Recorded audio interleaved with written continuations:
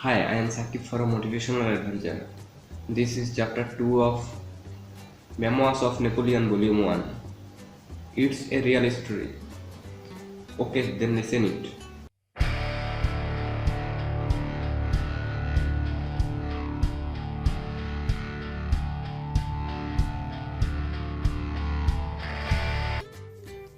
Chapter 2b of Memoirs of Napoleon, Volume 1.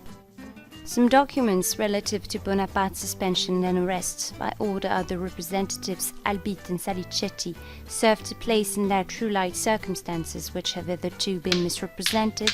I shall enter into some details of this event, because I have seen it stated that this circumstance of Bonaparte's life has been perverted and misrepresented by every person who has hitherto written about him. And the writer who makes this remark himself describes the affair incorrectly and vaguely.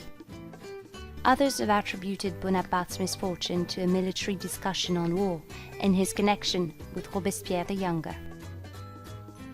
Note: it will presently be seen that all this is erroneous, and that Sir Walter commits another mistake when he says that Bonaparte's connection with Robespierre was attended with fatal consequences to him, and that his justification consisted in acknowledging that his friends were very different from what he had supposed them to be. Brienne. End of note.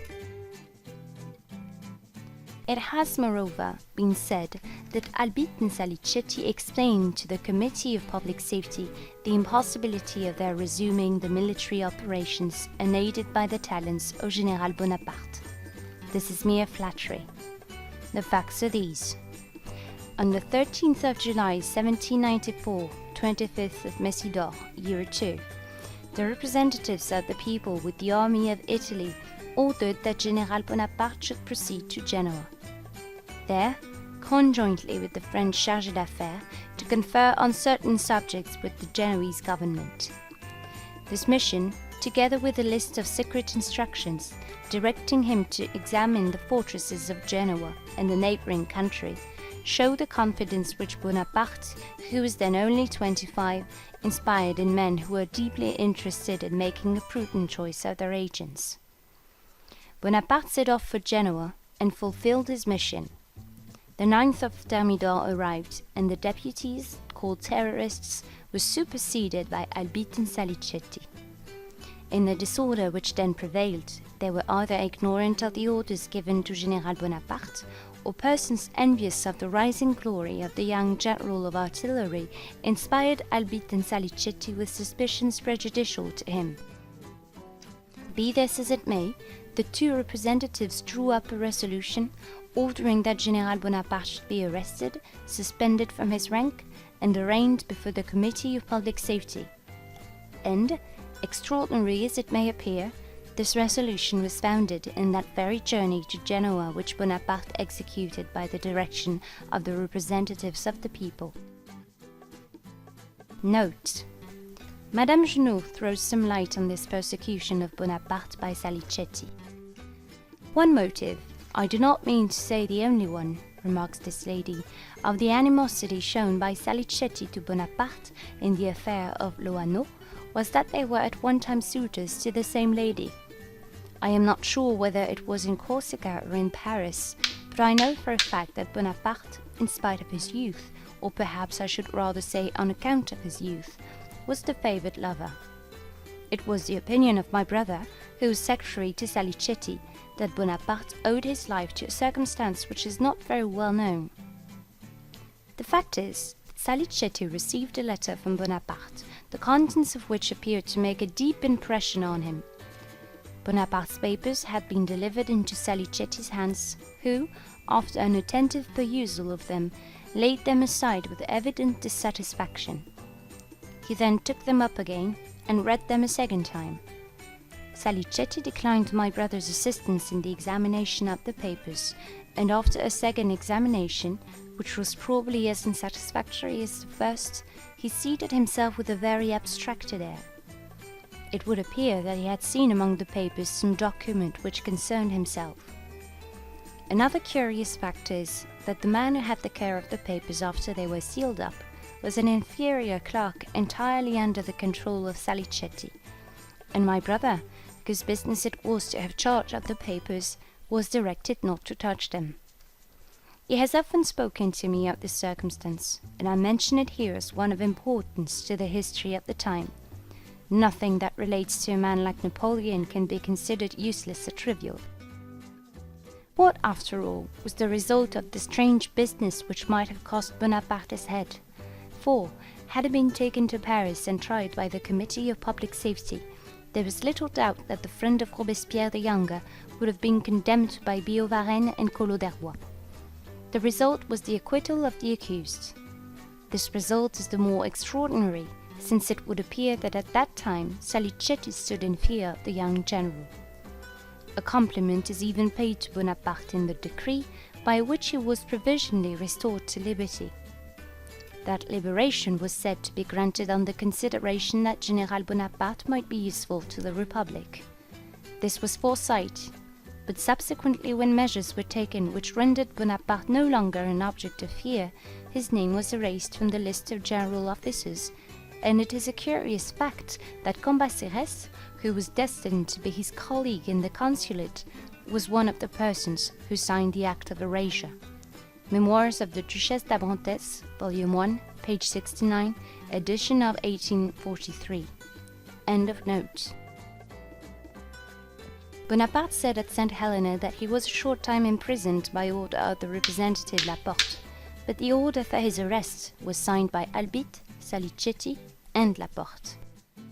Note: Albitte and Laporte were the representatives sent from the Convention to the army of the Alps, and Salicetti to the army of Italy.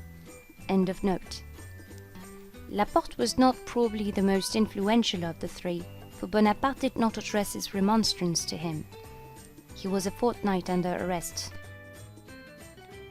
Had the circumstance occurred 3 weeks earlier, and had Bonaparte been arraigned before the Committee of Public Safety previous to the 9th of Thermidor, there is every probability that his career would have been at an end, and we should have seen perish on the scaffold, at the age of 25, the man who, during the 25 succeeding years, was destined to astonish the world by his vast conceptions, his gigantic projects, his great military genius, his extraordinary good fortune, his faults, reverses, and final misfortunes.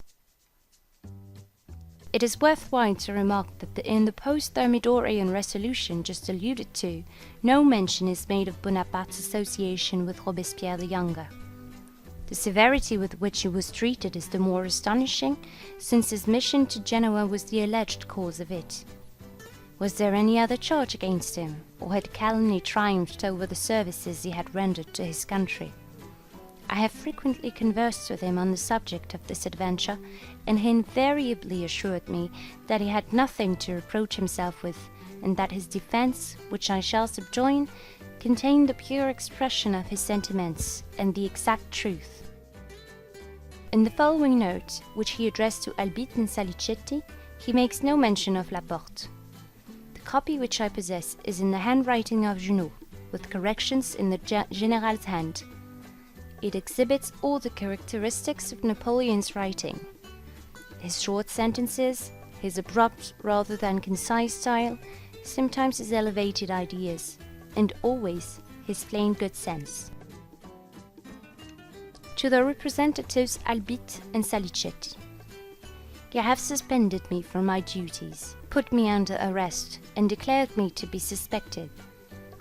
Thus I am disgraced before being judged, or indeed judged before being heard. In a revolutionary state, there are two classes, the suspected and the patriots. When the first are aroused, general measures are adopted towards them for the sake of security. The oppression of the second class is a blow to public liberty. The magistrate cannot condemn until after the fullest evidence and a succession of facts. This leaves nothing to arbitrary decision. To declare a patriot suspected is to deprive him of all that he most highly values, confidence and esteem. In what class am I placed? Since the commencement of the revolution, have I not always been attached to its principles? Have I not always been contending either with domestic enemies or foreign foes? I sacrificed my home, abandoned my property, and lost everything for the Republic. I have since served with some distinction at Toulon and earned a part of the laurels of the army of Italy at the taking of Saorgio, Onei, and Tanaro. On the discovery of Robespierre's conspiracy, my conduct was that of a man accustomed to look only to principles. My claim to the title of patriot, therefore, cannot be disputed. Why, then, am I declared suspected without being heard, and arrested 8 days after I heard the news of the tyrant's death?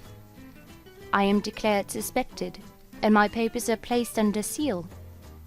The reverse of this course ought to have been adopted. My papers should first have been sealed. Then I should have been called on for my explanation, and, lastly, declared suspected if there was reason for coming to such a decision. It is wished that I should go to Paris with an order which declares me suspected. It will naturally be presumed that the representatives did not draw up this decree without accurate information, and I shall be judged with the bias which a man of that class merits. Though a patriot and an innocent and calumniated man, yet whatever measures may be adopted by the committee, I cannot complain. If 3 men declare that I have committed a crime, I cannot complain of the jury who condemns me. Salicetti, you know me, and I ask whether you have observed anything in my conduct for the last 5 years which can afford ground of suspicion. Albeit you do not know me, but you have received proof of no fact against me. You have not heard me, and you know how artfully the tongue of calumny sometimes works. Must I then be confounded with the enemies of my country, and ought the patriots inconsiderately to sacrifice a general who has not been useless to the Republic? Ought the representatives to reduce the government to the necessity of being unjust and impolitic? Hear me, destroy the oppression that overwhelms me, and restore me to the esteem of the patriots. An hour after, if my enemies wish for my life, let them take it. I have often given proofs how little I value it. Nothing but the thought that I may yet be useful to my country makes me bear the burden of existence with courage. It appears that this defense, which is remarkable for its energetic simplicity, produced an effect on Albite and Salicetti. Inquiries more accurate, and probably more favorable to the general, were instituted. And on the 3rd of Fructidor, 20th of August, 1794, the representatives of the people drew up a decree stating that, after a careful examination of General Bonaparte's papers and of the orders he had received relative to his mission to Genoa, they saw nothing to justify any suspicion of his conduct, and that, moreover, taking into consideration the advantage that might accrue to the Republic from the military talents of the said General Bonaparte, it was resolved that he should be provisionally set at liberty. Note: with reference to the arrest of Bonaparte, which lasted 13 days, see Brienne et ses erreurs, Tome 1, pages 16 to 28, and Jung, Tome 2, pages 443 to 457. Both, in opposition to Brienne, attribute the arrest to his connection with the younger Robespierre. Apparently, Albite and Salicetti were not acquainted with the secret plan of campaign prepared by the younger Robespierre and by Bonaparte, or with the real instructions given for the mission to Genoa. Jealousy between the representatives in the staff of the army of the Alps and those with the army of Italy, with which Napoleon was, also played a part in the affair. Jung looks on Salicetti as acting as the protector of the Bonapartes. But Napoleon does not seem to have regarded him in that light. See the letter given in Junot, Volume 1, page 106, where in 1795 he takes credit for not returning the ill done to him. See also the same volume, page 89. Salicetti eventually became Minister of Police to Joseph when King of Naples in 1806. But when he applied to return to France, Napoleon said to Mathieu Dumas, "Let him know that I am not powerful enough to protect the wretches who voted for the death of Louis XVI from the contempt and indignation of the public." Dumas, Tome 3, page 318. At the same time, Napoleon described Salicetti as worse than the Lazzaroni. End of note.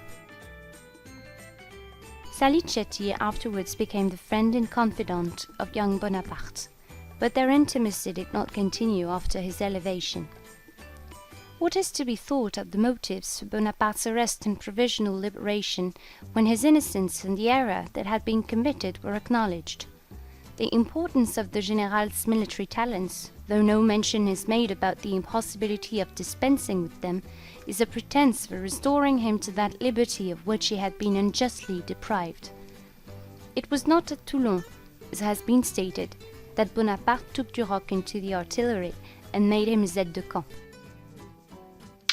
Note: Michel Duroc, 1773 to 1813, at first only aide-de-camp to Napoleon, was several times entrusted with special diplomatic missions, for example, to Berlin, etc. On the formation of the Empire, he became Grand Maréchal du Palais and Duc de Frioul. He always remained in close connection with Napoleon until he was killed in 1813. As he is often mentioned in contemporary memoirs under his abbreviated title of Marshal, it has sometimes been erroneously included in a number of the Marshals of the Empire, a military rank he never attained to. End of note. The acquaintance was formed at the subsequent period in Italy. Duroc's cold character and unexcursive mind suited Napoleon, whose confidence he enjoyed until his death, and who entrusted him with missions perhaps above his abilities. At St. Helena, Bonaparte often declared that he was much attached to Duroc. I believe this to be true, but I note that the attachment was not returned. The ingratitude of princes is proverbial. May it not happen that courtiers are also sometimes ungrateful? Note: it is only just to Duroc to add that this charge does not seem borne out by the impressions of those more capable than Brienne of judging in the matter. End of note. End of chapter 2.